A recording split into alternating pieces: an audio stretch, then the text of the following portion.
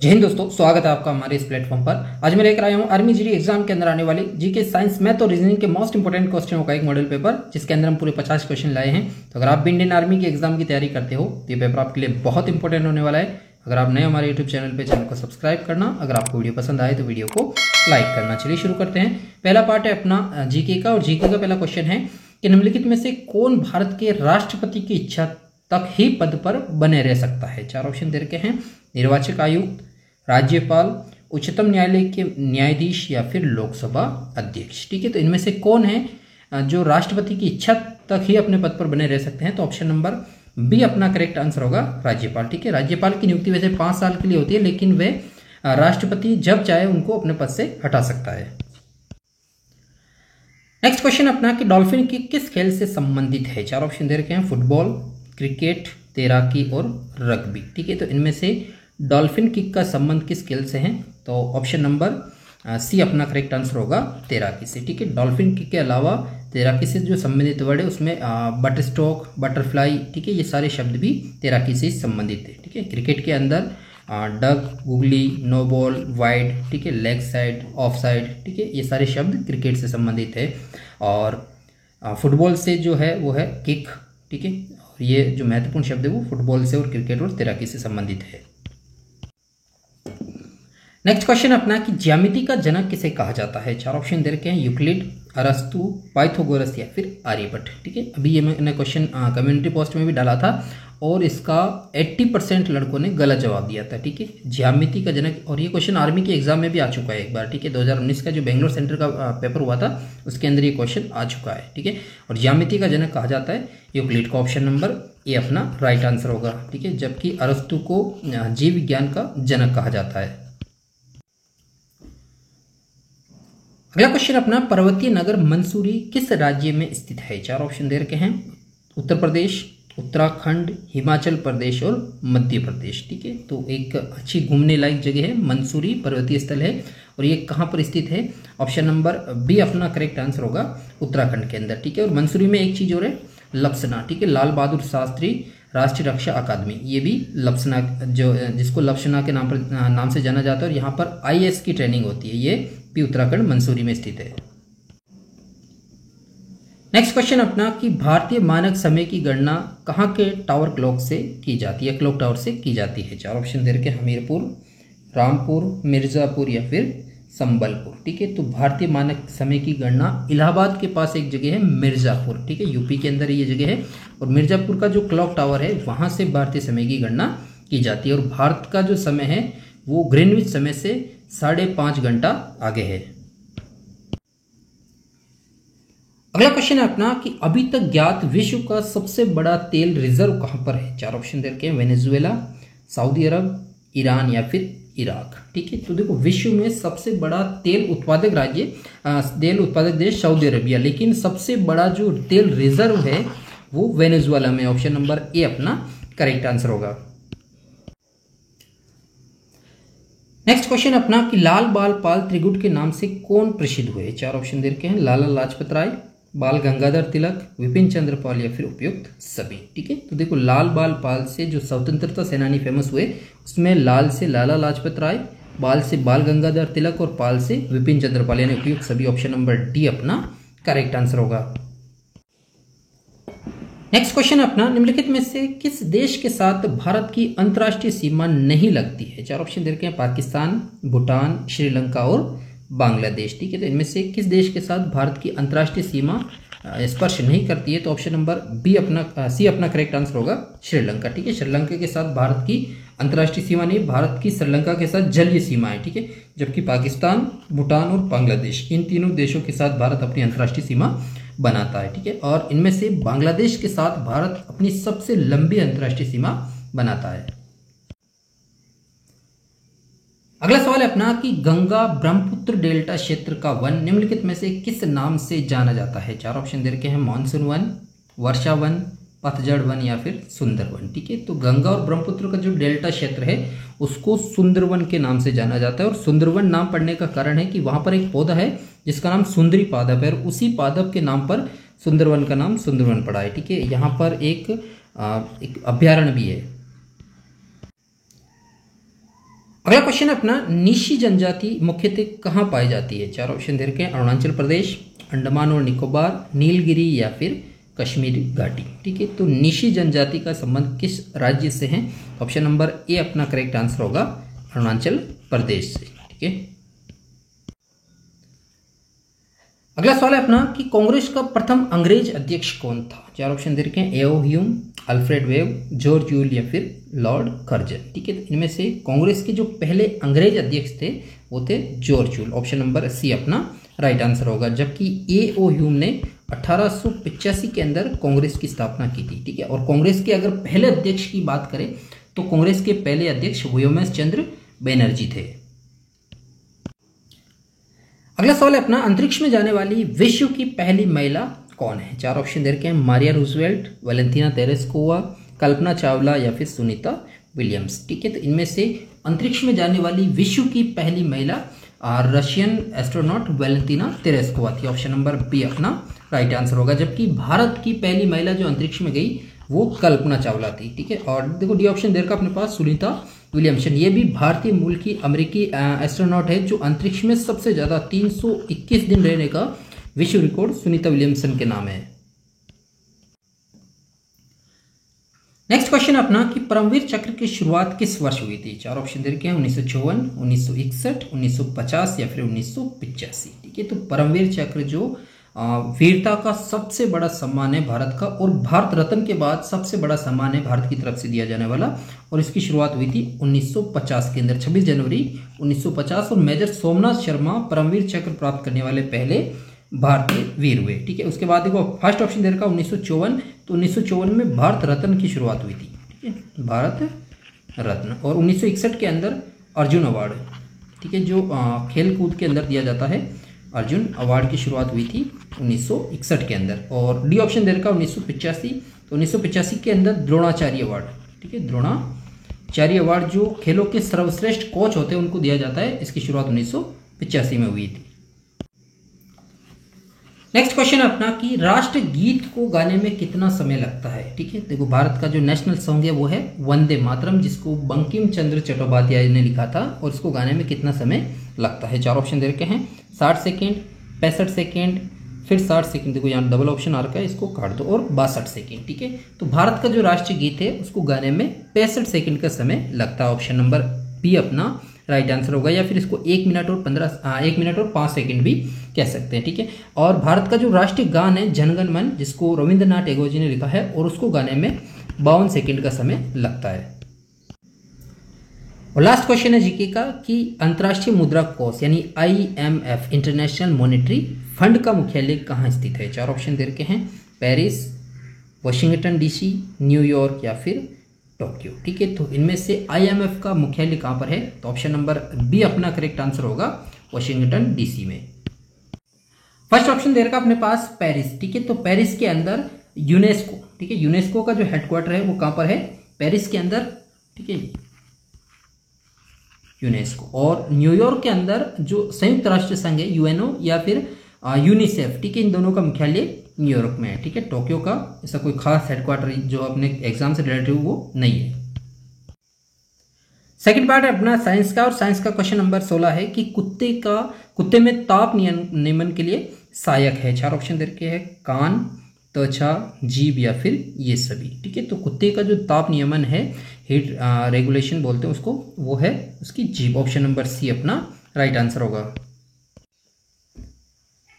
Next question अपना कि भारत का राष्ट्रीय पुष्प कौन सा है? चार ऑप्शन दे रखे हैं, सूर्यमुखी, गुलाब, गुलदाउदी या फिर कमल। ठीक है, तो इनमें से भारत का जो राष्ट्रीय फूल है वो है कमल। ऑप्शन नंबर डी अपना राइट आंसर होगा। और कमल का जो वैज्ञानिक नाम है, ठीक है, या वानस्पतिक नाम है, वो है नेलम्बो न्यूसिफेरा गार्टन।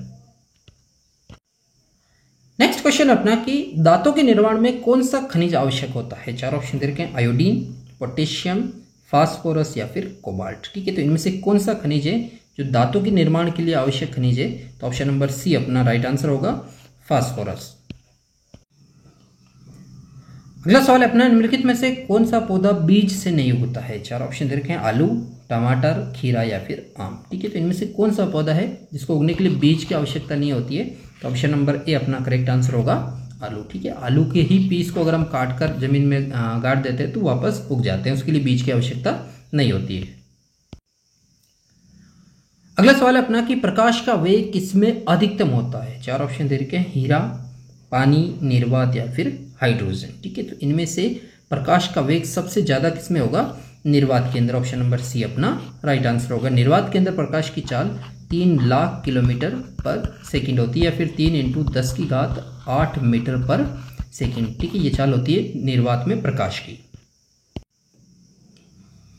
नेक्स्ट क्वेश्चन है अपना कि निम्नलिखित में से सदिश राशि कौन सी है। चार ऑप्शन दे रखे हैं, वेग, द्रव्यमान, समय या फिर लंबाई। ठीक है, तो इनमें से कौन सी राशि है जो सदिश राशि है, तो ऑप्शन नंबर ए अपना राइट आंसर होगा वेग। जबकि द्रव्यमान, समय और लंबाई ये तीनों ही अदिश राशियां है। अगला सवाल है अपना, निम्न में से कौन ना तो तत्व है और ना ही यौगिक है। चार ऑप्शन दे रखे हैं, जल, वायु, पारा और नमक। ठीक है, तो इनमें से कौन सा ना तो तत्व है ना ही यौगिक है, तो ऑप्शन नंबर सी अपना राइट आंसर होगा वायु। ठीक है, वायु एक मिश्रण होता है जो ना तो तत्व है ना ही यौगिक है, जबकि जल एक यौगिक होता है और पारा एक तत्व है। ठीक है, और वापस नमक भी एक यौगिक है। अगला सवाल है अपना, किस धातु को पहले वुल्फ्राम कहा जाता था। चार ऑप्शन दे रखे हैं, टंगस्टन, चांदी, जिंक और रेडियम। ठीक है, तो इनमें से कौन सी धातु है जिसे पहले वुल्फ्राम कहा जाता था, तो ऑप्शन नंबर ए अपना करेक्ट आंसर होगा टंगस्टन। ठीक है, टंगस्टन का संकेत अभी भी W है। ठीक है, और इसका परमाणु क्रमांक 74 है, जबकि चांदी का संकेत है Ag। ठीक है, अर्जेंटाइन।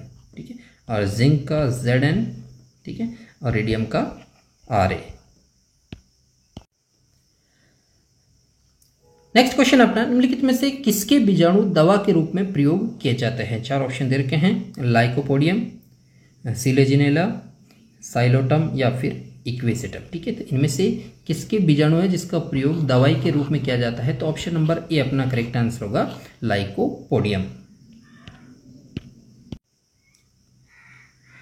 अगला क्वेश्चन अपना कि इनमें से कौन सा एक अक्रिय गैस नहीं है। ठीक है, नोबेल गैस नहीं है या फिर इनर्ट गैस नहीं है। चार ऑप्शन दे रखे हैं, रेडॉन, आर्गन, नाइट्रोजन या फिर नियॉन। ठीक है, तो इनमें से कौन सी एक गैस है जो अक्रिय गैस की श्रेणी में नहीं आती है, तो ऑप्शन नंबर सी अपना राइट आंसर होगा नाइट्रोजन। ठीक है, नाइट्रोजन एक ऐसी गैस है जो अक्रिय गैस नहीं है, जबकि रेडॉन, आर्गन और नियॉन ये तीनों ही अक्रिय गैसों की श्रेणी में आती है। अगला क्वेश्चन अपना कि इलेक्ट्रिक करंट की यूनिट निम्न में से कौन सा है। ठीक है, इलेक्ट्रिक करंट मतलब विद्युत प्रवाह की इकाई क्या है। चार ऑप्शन दे रखे हैं, केल्विन, मोल, कैंडला या फिर एम्पियर। ठीक है, तो इनमें से इलेक्ट्रिक करंट की इकाई है, ऑप्शन नंबर डी अपना राइट आंसर होगा एम्पियर। ठीक है, जबकि केल्विन तापमान की इकाई है। ठीक है, और मोल एक अवगाद्रो नियंत्रक होता है और कैंडला ज्योति तीव्रता का मात्रक है।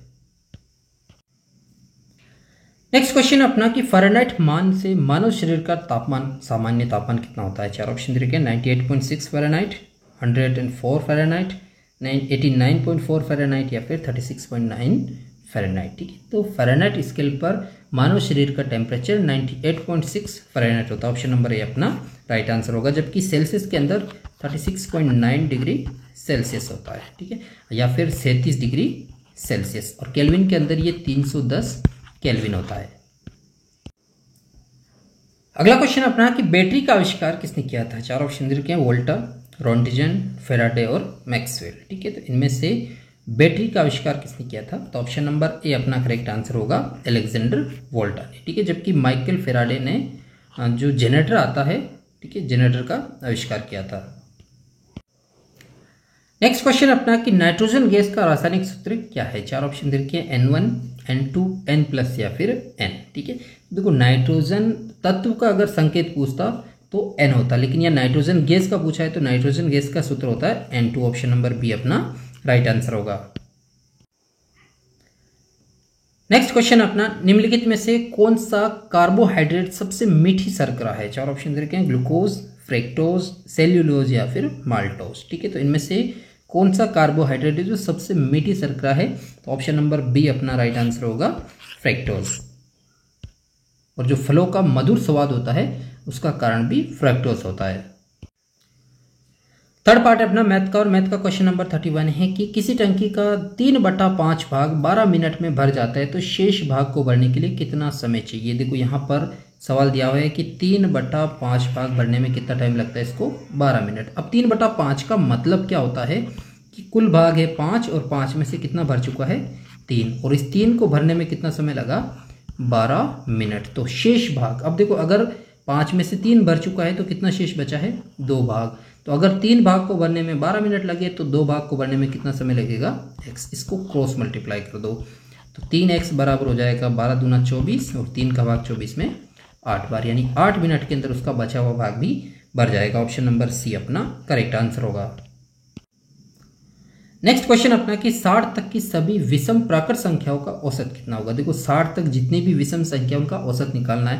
तो सबसे छोटी विषम संख्या क्या होती है 1, ठीक है, फिर 3, 5, 7, ये चलता जाएगा 57 और 59। क्यों 60 नहीं आएगा, क्यों, क्योंकि 60 एक सम संख्या है और यहाँ विषम संख्याओं का पूछा है। अब देखो अगर कोई संख्या जिनका सीरीज में चल रही है, जिनका अंतराल बराबर है, तो हमेशा पहली और आखिरी संख्या को जोड़ो और उसमें 2 का भाग दे दो, औसत आ जाता है, ठीक है।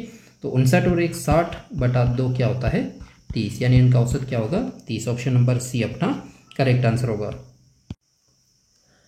अगला क्वेश्चन अपना यदि a + b + c बराबर 13 और a² + b² + c² बराबर 59 हो तो ab + bc + ca बराबर क्या होगा। ठीक है, देखो यहाँ पर अगर हम इस लाइन को उठाते हैं कि a + b + c बराबर है 13, तो अगर हम दोनों तरफ वर्क करते हैं, इसका भी स्क्वायर करते हैं और इसका भी स्क्वायर करते हैं, तो a + b + c का होल स्क्वायर क्या होता है a² + b² + c² + 2ab + 2bc + 2ca। ठीक है, ये फॉर्मूला है, इसको याद रखना है।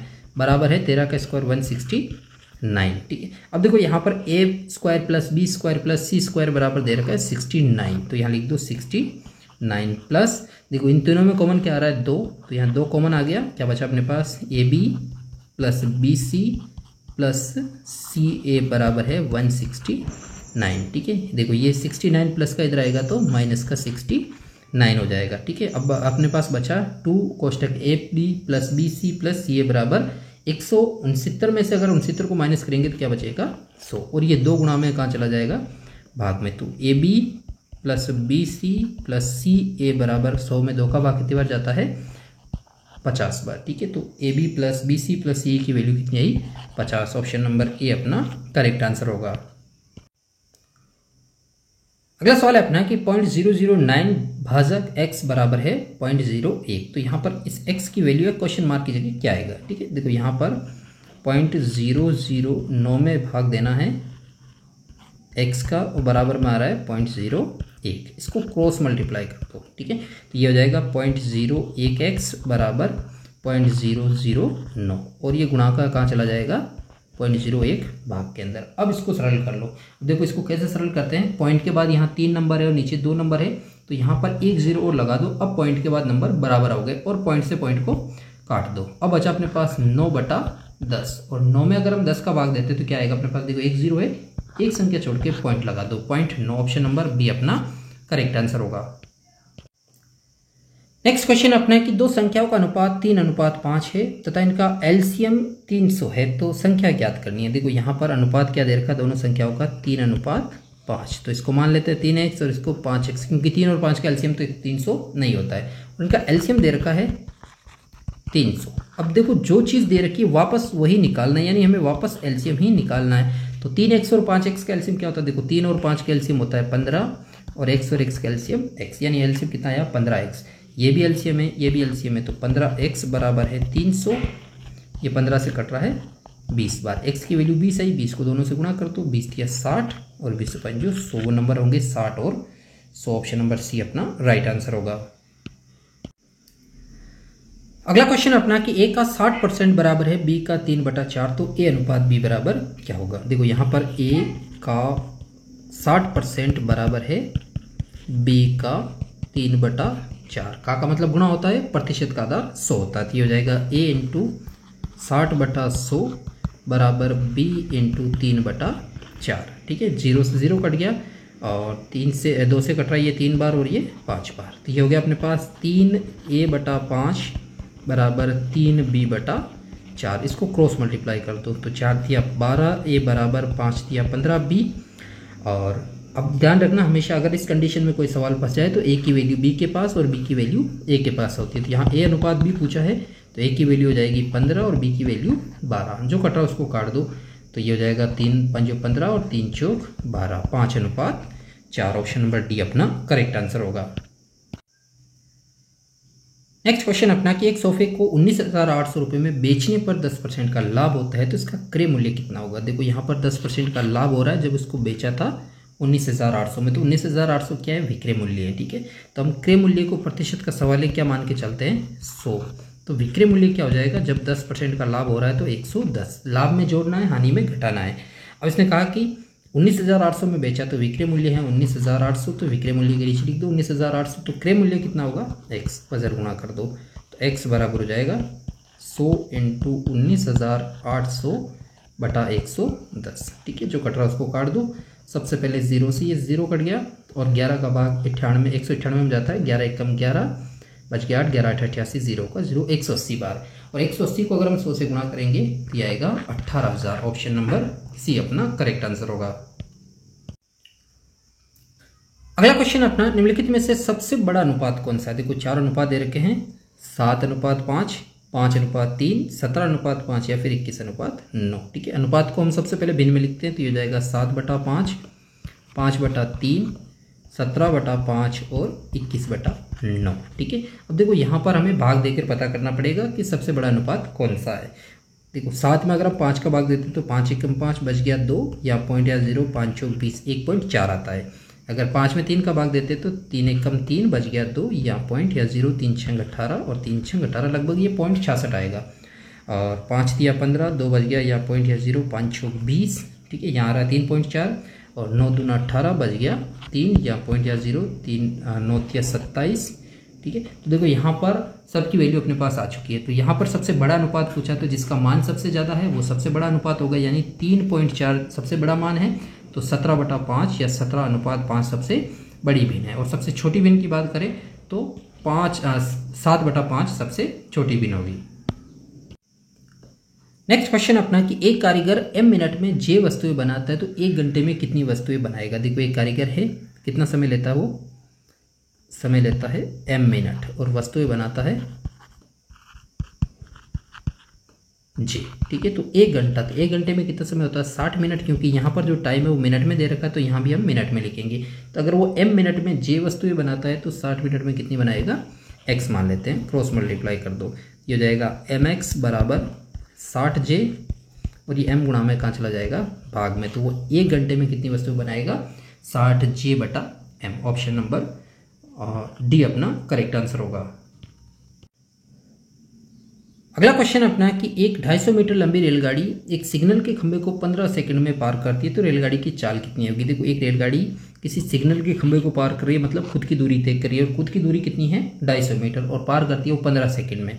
तो बताओ रेलगाड़ी की चाल क्या होगी। तो देखो अगर यहाँ लिखते हैं हम दूरी कितनी है 250 मीटर, कितने समय में पार करती है ये 15 सेकंड में। ठीक है, तो बताओ वो 1 सेकंड में कितना जाएगी, x क्रॉस मल्टीप्लाई कर दो तो x बराबर हो जाएगा 250/15। ठीक है, ये 1 सेकंड में उसके द्वारा तय की गई दूरी है। अब इसने देखो यहाँ पर अगर मीटर पर सेकंड में पूछते तो इसका आंसर 250/15 मीटर पर सेकंड होता है, लेकिन चाल जो पूछे वो किलोमीटर प्रति घंटे में पूछिए तो इसको किलोमीटर में चेंज कर दो, इसको गुणा कर दो 18/5 से, जो कट रहा है उसको काट दो। ठीक है, देखो 5 से कट रहा है 25 25 0 का 0, फिर 5 से कट रहा है 5 1 5 0 का 0, 5 दिया 15 और 3 का भाग 18 में 6 बार और 6 को 10 से गुणा करेंगे तो 60 किलोमीटर प्रति घंटा उसकी चाल होगी। ऑप्शन नंबर बी अपना करेक्ट आंसर होगा। अगला सवाल है अपना कि 1500 रुपये का 2 वर्ष 3 माह का 8% वार्षिक दर से साधारण ब्याज कितना होगा। देखो हमें साधारण ब्याज पता करना है तो P × T × R/100 बराबर होता है SI। ठीक है, अब P है अपने पास 1500 रुपये, लेकिन समय दे रखा है 2 वर्ष और 3 माह। तो सबसे पहले हम क्या करेंगे, सबको महीनों में चेंज करेंगे। 2 वर्ष में कितने महीने होते हैं, एक वर्ष में 12, तो 2 में 24 और 3 27 माह, तो 27/12। ठीक है, महीनों का आधार हमेशा 12 होता है। दर 8% है दर, तो 8/100। इसको सरल करेंगे तो जो ब्याज है वो हमें पता चल जाएगा। ठीक है, देखो 2 0 से ये 2 0 कट गया और 8 4 से कटता है, ये 4 दूना 8 और 4 तिया 12। ठीक है, 3 का भाग 27 में 9 बार। अब जो बचा उसको गुणा कर दो। ठीक है, तो 15 नाम 135 और 135 को 2 से गुणा करेंगे तो 270 रुपये उसका ब्याज होगा। ऑप्शन नंबर सी अपना राइट आंसर होगा।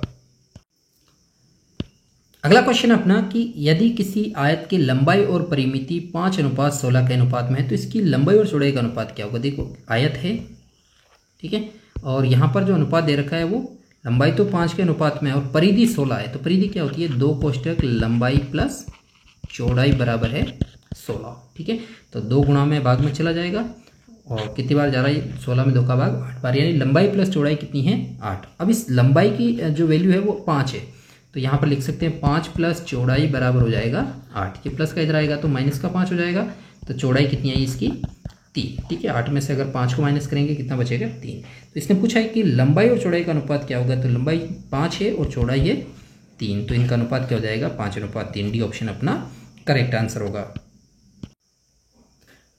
अगला सवाल है अपना ए कोष्टक ए प्लस बी माइनस सी कोष्टक बंद माइनस बी सी बराबर क्या होगा। ठीक है, देखो यहाँ पर अगर हम इसको इससे गुणा करते हैं, ए को ए बी माइनस सी से, तो ये ए को ए से गुणा किया तो ए स्क्वायर हो जाएगा, ए को बी से गुणा किया तो प्लस का ए बी, ए को सी से गुणा किया तो माइनस का ए सी और इधर माइनस का बी सी है। ठीक है, देखो यहाँ दो के अगर हम जोड़े बनाते हैं तो इन दोनों में कॉमन क्या आ रहा है ए।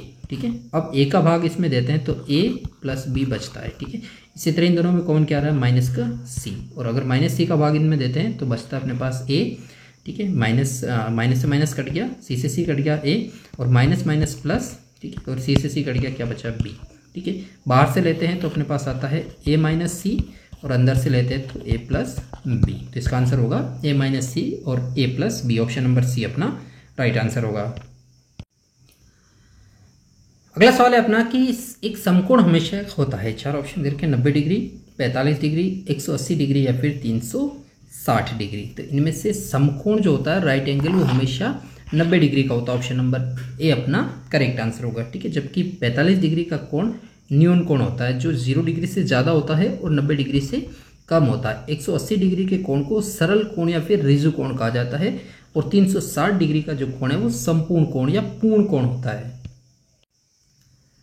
नेक्स्ट क्वेश्चन है अपना कि एक वृत्त की त्रिज्या 28 सेंटीमीटर है तो उसकी परिधि ज्ञात करो। देखो एक वृत्त है और इसकी त्रिज्या कितनी दे रखी है 28 सेंटीमीटर। ठीक है, ये रेडियस है इसकी 28 सेंटीमीटर और हमें इसकी परिधि निकालनी है। वृत्त की परिधि क्या होती है 2 r, तो 2 की जगह 2, पाई की वैल्यू 22/7 और r है इसकी 28। अब इसमें से जो कट रहा है उसको काट दो, 7 का भाग 28 में 4 बार और बाकी गुणा कर दो। ठीक है, 4 दूना 8, 8 को अगर हम 22 से गुणा करते हैं तो 8 दूना 16 और 17, 176 सेंटीमीटर उसकी परिधि होगी। ऑप्शन नंबर बी अपना करेक्ट आंसर होगा।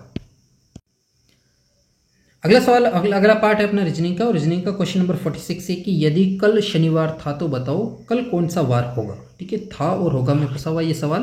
देखो यहाँ आज से शुरू करना है, ये मान लेते हैं हम आज का सिंबल है। इसने कहा कल शनिवार था, तो ये कल बीता हुआ कल, था का मतलब बीता हुआ कल है और ये वार कौन सा था शनिवार। तो इसने कहा कि बताओ कल कौन सा वार होगा। होगा का मतलब भविष्य की बात कर रहा है, तो इस दिन कौन सा वार होगा। तो देखो अगर कल शनिवार था तो आज क्या वार हो गया रविवार, और कल क्या होगा सोमवार। ऑप्शन नंबर सी अपना करेक्ट आंसर होगा। अगला सवाल है अपना कि अलग का चयन कीजिए। 4 ऑप्शन दे रखे हैं 206, 125, 27 और 8। ठीक है, तो इनमें से अलग क्या है।